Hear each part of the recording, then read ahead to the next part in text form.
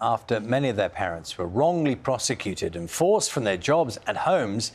For some children of the victims of the post office scandal, the impact on their own lives have continued into adulthood. And now a new support group has been set up to bring together those affected amid calls for a widening of the compensation scheme. Our correspondent Emma Simpson has more. Katie Downey is stepping out to tell her story. Her dad ended up bankrupt, trying to make up for the huge shortfalls at his post office. Nice to meet you finally. Of course, I've met your dad. Yes, I know. She had an idyllic life until one day they suddenly fled abroad. She only found out the truth 6 months ago. I wasn't able to say goodbye. I wasn't able to finish my SATs in year 6, and I just had to go to a country where I couldn't speak the language. They chucked me in a school and couldn't communicate with any of the kids.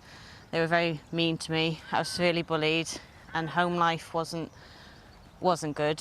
I had no communication with my mum or dad, so I began to lock myself in a room and I became mute for 2 years. You must have been so confused and angry. Yeah, that's the issue. Not now, but for 15 years I've blamed my parents, which really upsets me. I feel guilty saying that now, but it's not the case. The post office did that to my family, and that's why our family unit was destroyed. I'm so pleased to meet you all. She invited me to meet some of the members of her new support group called Lost Chances for Sub-Postmaster Children. The Lost Chances basically sums it up. Sean Connolly had been a promising footballer until he had panic attacks caused by stress. At that time, I was 16, 17 years of age. Not knowing what it was the scariest part. Rebecca Foote has a close-knit family. She started working from the age of 13, extra cash to keep up with her friends. It was kind of like 60-hour weeks in the summer. I loved it, but also it did take away that summer holiday childhood. So you were an adult before your time? Yeah. For sure, yeah. Millie Castleton was bullied at school and ended up with an eating disorder. And it kind of snowballed incredibly when I went to uni because no one's watching me at uni. So I had this control over this one aspect of my life when things were falling apart, and that really impacted my health quite drastically. All adults now and working, and they want their voices to be heard. It will always be the post office to blame for this and not our parents. But it's also equally important for our parents and also the wider public to understand how this has affected the children. Hands up if you all want compensation. Katie's wasting no time. She's already had a reply from the boss of Fujitsu. He hopes she can be included in a wider meeting with victims. But you'd like them to offer some money as well? Yes, offer the financial redress that they've spoke about, and other things that they were possibly able to offer as education. Counselling. This scandal is so much bigger than people realise. It's affected every single family member and friend, but we can represent the children. 41 have signed up in the space of a few days. Her message could soon reach many hundreds more. Emma Simpson, BBC News. Well, I'm pleased to say in the studio with us this morning, Katie Downey, Varchas, Patel and Rebecca Foote, all of whom you saw in that report, whose parents were sub-postmasters affected by the post office scandal. You're very welcome here this morning. Morning. We were just reflecting. Am I right? I am right in saying this is actually the first time, effectively, the three of you have met? Yes. OK, and is it a silly question to say, is there a kind of, there presumably is an instant bond of some kind that it's like a known experience immediately when you first meet? I mean, tell me. I mean, meeting, it's like I've known them forever, really, because we have that same awful thing that's happened to us. I mean, when I've said hello to both of these, we just relax straight away. Yeah, absolutely. I think the first time I spoke with Katie over message, it was an instant, this person understands what we've gone through, this person's championing us and championing everybody else. So it's been really lovely to meet others like us. I suppose in a way, Varchas, I'm sure you share that sentiment, but implicitly it means that it is harder for other people who have not lived the experience you have as children of to understand what that has felt like. you know, living through it has been quite dreadful, because having to see our parents suffer, the harm that was inflicted on our parents, you know, those issues have unfortunately been passed on to us as children as well. For example, we realised on the group chat we've all suffered financial issues as well. We've all lost friends. We've all lost certain types of relationships. In my case, I lost my cousins. So, you know, we've all suffered. Because your family was divided by it was your dad's... My father's wrongful prosecution and harmful allegations to other postmasters and sub-postmistresses as well. Katie, why did you set up the group? I felt very strongly after I was with my dad at the select committee. He spoke and I supported him. And after I heard the lack of, in my opinion, the lack of compassion and empathy towards what it's done to us as a family, I needed to do something. I needed to reach out to the kids because I've suffered and I know everyone else has, and I want this to be a place where we can all hold each other's hand. What was it like during that inquiry? Because had you heard all of what your dad had said before? I'd heard a bit, but obviously when your dad talks about being suicidal, that I didn't know that, and that brought up a lot of upset and anger that a system has done that to him. And yeah, I just needed to do something for the kids and be that person to get us all together and support each other. Rebecca, what did you know about what your parents were going through? So... Because your family has a real history of being postmasters. We've got generations and generations. I think 1984, my gran and granddad got their post office and they only got rid in 2019, just before COVID. So for us, it was a bit of a business opportunity loss, because that's something we probably definitely would have gone into hadn't the fact of all of this happened deteriorated us from it. I didn't have all that much knowledge. It was very kept from us and kept well. To protect you. Yeah, but looking back now as an adult, you see pinnacle times in our lives where you understand that's why things were happening. You know, my mum suffered from panic attacks, and we put it down to potentially like she was drinking too much coffee one day.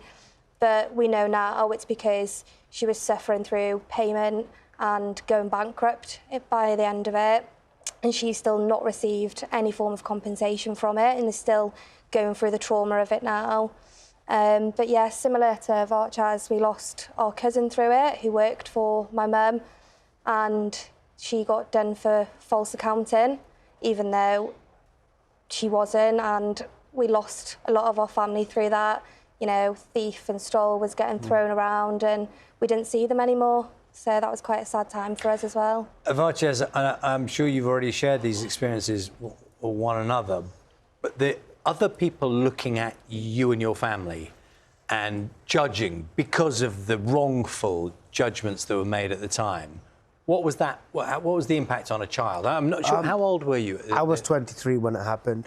So you're 23, so you're a grown-up, you're an adult watching this unfold and presumably seeing your father facing the court and facing that business. See, when it all kicked off in our village, when Post Office wrongfully accused father, Dad did try to keep me away from much of it. So over the last 2 years, I've now finally been told of all the wrongful, hurtful things that were said and being done. But when I was 23, for example, our family just more or less got divided. As a child, I was a young adult, I was an adult, but I felt isolated. And I really isolated myself in London. You know, my parents were in Oxford. I was just working 6-7 days a week as well. And it was very difficult to make friends after you've lost your cousins, your friends. You've got no one really to talk to because who's going to believe you? Am I right in thinking, Varchas, that there was a moment when you witnessed your father having a tag, the electronic tag? Yes. Were you there? I was there, yes. I went back to Oxford that day just to see how my father was doing, and my dad put on a really big brave face. But as a child of his, I will always have to remember that moment. I can't erase it from... What happened? The officer came upstairs to the flat. Dad was on the sofa, and he said, right leg. Dad had to put out his right leg, and you just see the officer go down on one knee and put the tag on, and it's quite a secure tag.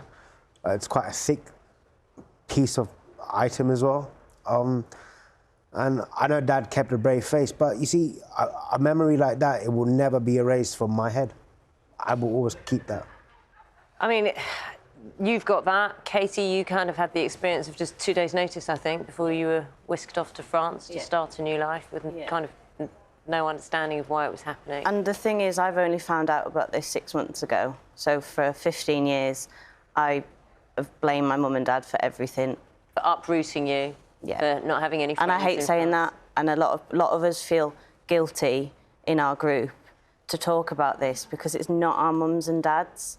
And I feel very passionate that it isn't our mums and dads, and they need to know this, and we're not doing this to take away from them. They're still not being paid. There's still an issue with them. But this is spread so much further than people think, and the post office needs to realise that.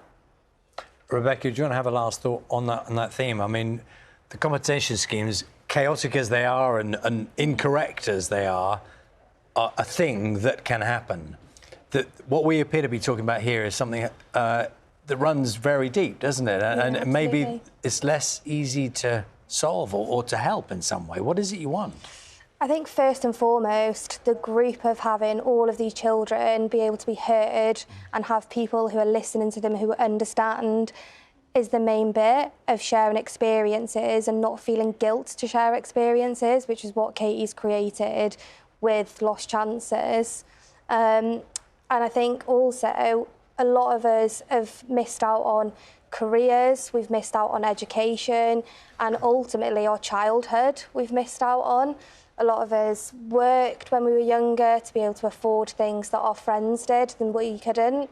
And me personally, I worked from the age of 13 in a fish and chip shop. That's it, you were giving money to your mum to help with her payments, weren't you? You know, I wouldn't change it for the world. I absolutely loved my childhood. I love my family. I've had so much love and support my whole entire life.